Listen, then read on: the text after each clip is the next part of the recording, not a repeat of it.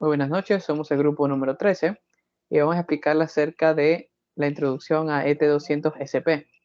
Mi nombre es Carlos Villamar y mi compañero Tito Toscano. Empecemos.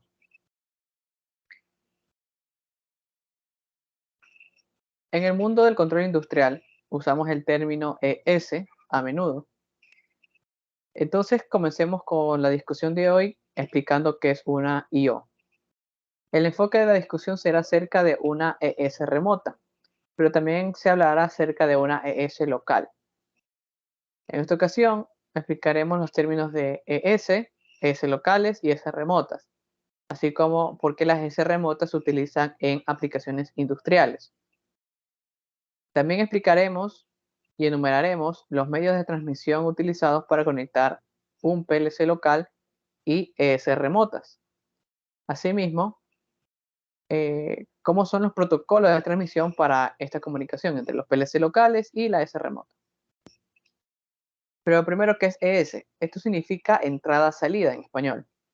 En el mundo industrial, las entradas y salidas se refieren a cualquier dispositivo que transfiere datos hacia o desde un computador, como un PLC.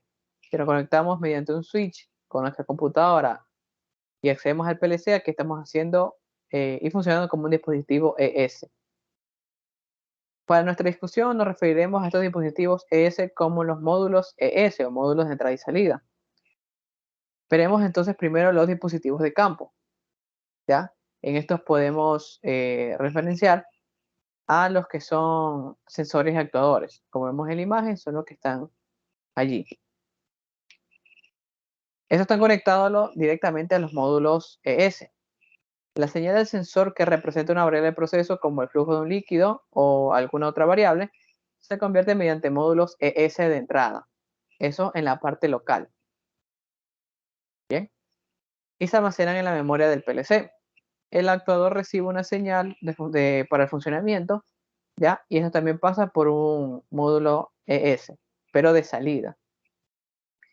Las ES locales refieren a los módulos de entrada y salidas que están alojados en el mismo gabinete o que están colocados al lado del módulo de entradas y salidas, probablemente conectados con el mismo backplane, que es la forma de encajar dispositivos en un real DIN, es decir, los bastidores del PLC. Una ES remota simplemente significa que el módulo ES está en un lugar remoto ubicado físicamente a una distancia del PLC que hace el control. Es decir, no se encuentra a su costado, sino que se encuentra, puede ser incluso en otro panel. Un módulo ES remoto se comunica con el PLC a través de un módulo adaptador. Este está conectado a una placa posterior del controlador y en el bastidor del PLC. Es decir, es como extender la comunicación entre un PLC y un módulo de entrada y salida, que no están en el mismo panel. Entonces, ¿por qué usamos ES remotas? ¿Ya? En algunas aplicaciones industriales no es posible tener un PLC con módulos de entrada y salida locales cerca de los dispositivos. Por ejemplo, si tenemos un proceso que es relativamente peligroso, no podremos tener módulos o controladores o principalmente módulos cerca del ambiente donde están actuando, ya que puede ser peligroso y contraproducente, ya que no todos los equipos cuentan con las debidas protecciones o resistencias al ambiente. Puede ser al polvo, a la radiación ultravioleta o también a la temperatura, incluso por salpicaduras y por sumersión. La S remota es una solución cuando se desean colocar módulos ES cerca de los dispositivos de campo para eliminar las largas longitudes del cable conductor. En este caso, dependiendo de la forma de transmisión, se pueden tener por cable verde o cable morado. En las S remotas, las señales se pueden recibir de sensores muy lejanos y las señales de control se pueden enviar a largas distancias para controlar actuadores. Por ejemplo, pueden ser válvulas, motores, entre otros.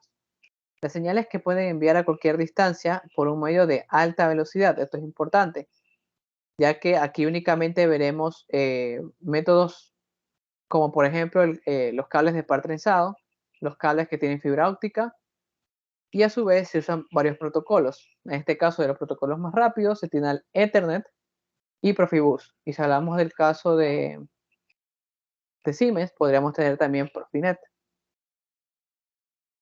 A continuación, mi compañero. Bien, nosotros, bueno, a continuación vamos a hablar acerca de lo que es el ET200SP. Ya he dado una introducción acerca de lo que es las entradas-salidas. Primeramente vamos a ver qué es una unidad base de la ET200SP y segundo vamos a ver cómo podemos instalar y usar este dispositivo en el sistema. En la siguiente diapositiva nosotros podemos ver en la imagen, tenemos el PLC1500, ¿ya? Y este a su vez tiene varias conexiones de sus salidas, ¿no? Con sus módulos a su derecha. Entonces, la distancia máxima que pueden tener estas entradas o salidas es de 2 millas, como vemos en el gráfico, ¿ya?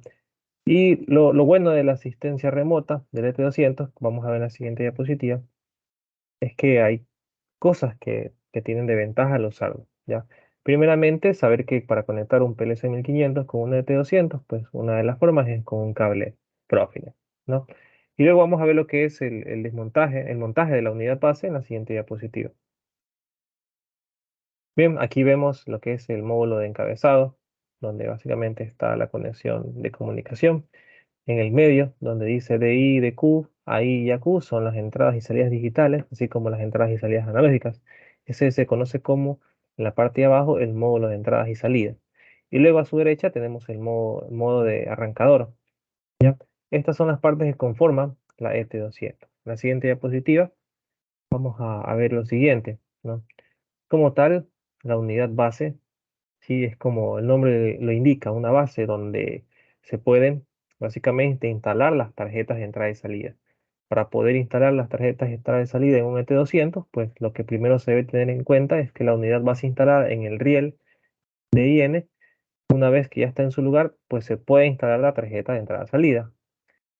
Y lo que básicamente hacemos es que en el riel vamos a colocar el módulo principal que está en la izquierda, como vemos en el gráfico, ¿ya? Y luego empujamos ligeramente la parte inferior hasta que se escuche un clic. Entonces lo mismo va a ocurrir cuando nosotros instalemos la unidad base. Entonces ponemos en el riel y luego empujamos hacia el riel, asegurándonos de que el dispositivo haga clic en el riel y luego empujamos la unidad base hacia la izquierda para conectarla al módulo principal en este caso. Entonces, siempre cuando escuchemos los sonidos de clic es porque la unidad base ya se ha conectado correctamente al módulo principal. Así como la unidad base se puede comunicar los datos fácilmente con el módulo principal, ¿no? Entonces, para la instalación de las tarjetas de entrada y salida, lo que se hace es simplemente colocar las tarjetas de la unidad base, empujándolas ligeramente hasta escuchar el clic.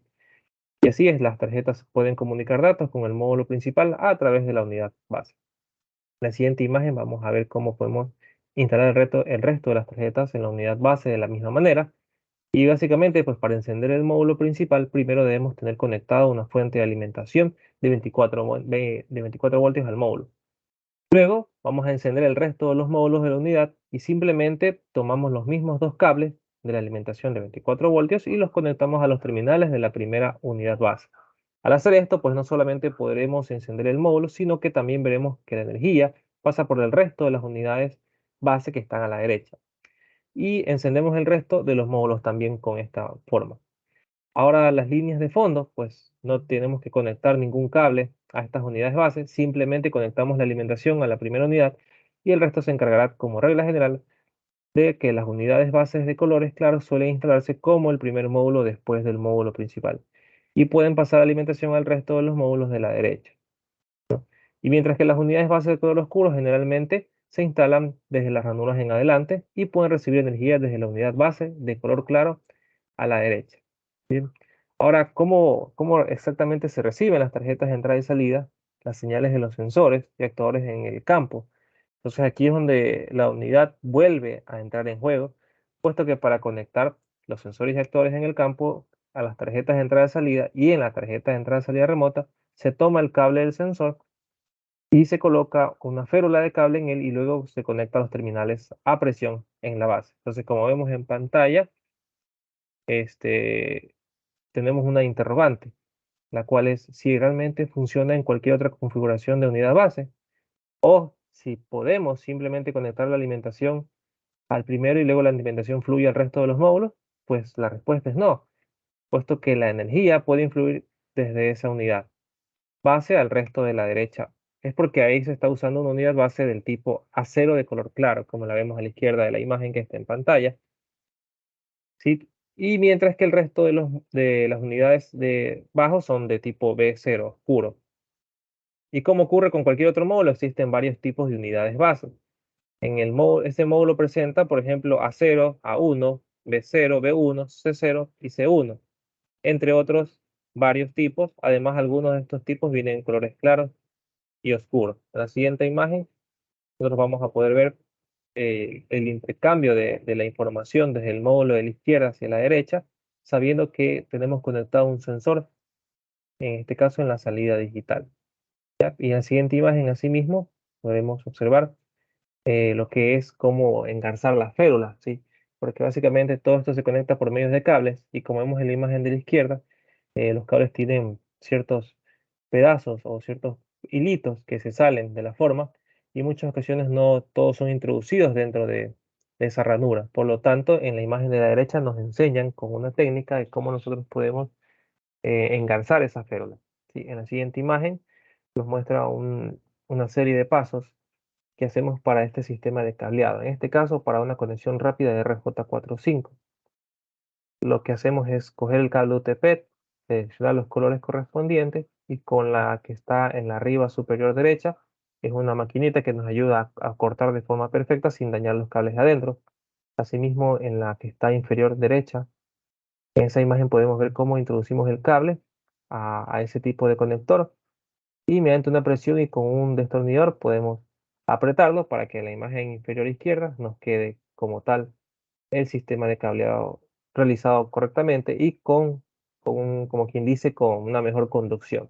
En la siguiente diapositiva observamos así mismo cómo tener un sistema de cableado, pero ya para una conexión rápida M12 gigabit. Y asimismo, pues colocamos el cable UTP, insertamos esa glándula que vemos ahí, le hacemos un pequeño corte, obviamente. Hacemos un par de cables UTPs, como vienen 8 en total, hacemos 2, 2, 2 y 2 y lo introducimos a esa cápsula final. Así mismo con una fuerza de presión que hará como está en la imagen superior derecha el sistema de cableado correcto. Entonces estas son técnicas de cómo nosotros podemos realizar un buen cableado utilizando recursos como este tipo de maquinitas que nos ayudan a tener una mejor conducción en nuestro conductor. Y eso sería todo por parte de la introducción al ET200. De mi parte y mi compañero, muchas gracias.